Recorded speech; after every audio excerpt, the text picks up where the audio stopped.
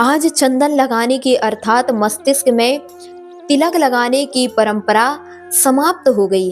कई लोगों ने इसको रूढ़ी समझ लिया अथवा इसका विशेष महत्व ना समझते हुए चंदन लगाना बंद कर दिया। कई लोगों का ये मानना है कि यह चंदन लगाने से हमारा स्टैंडर्ड हट होता है। ध्यान रखिए, चंदन कोई रूढ़ी नहीं थी। हमारे शास्त्रों में भी चंदन का विशेष महत्व कहा गया है। अभिषेक करता अथवा पूजन कर्ता के लिए 9 स्थानों में चंदन लगाने की बात कही गई है और सामान्य श्रावक को भी कम से कम इस मस्तक के इस आज्ञा चक्र में चंदन अवश्य लगाना चाहिए। क्या कारण है, क्या महत्व है?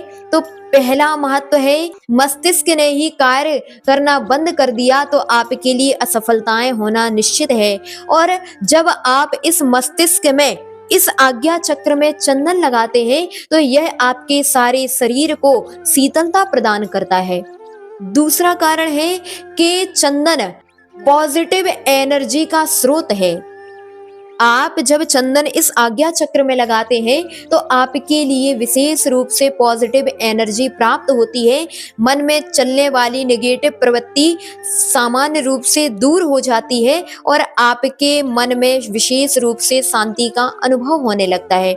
तीसरा कारण है कि इस आज्ञा चक्र में चंदन लगाने से ज्ञान का और बुद्धि का विकास होता है।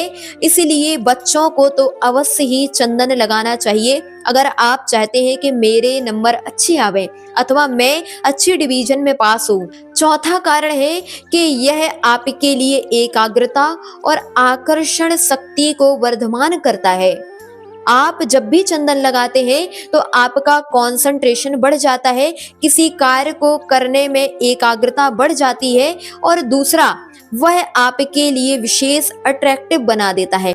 ध्यान रखिए, अट्रैक्शन भी आपके सम्मान को बढ़ाने वाला होता है। जब लोग आपसे आकर्षित होते हैं, जब लोग आपसे जुड़ते हैं तो आपका विशेष रूप से आदर और सम्मान बढ़ जाता है। यही कारण है कि हमारे शास्त्रों में चंदन लगाने की बात कही गई है। अगर आप चंदन लगाते हैं और आपका मरण निकट है, आज या कल में ही होने वाला है, तो आपके द्वारा लगाया गया चंदन सूखेगा नहीं और वह हमेशा गीला ही बना रहेगा।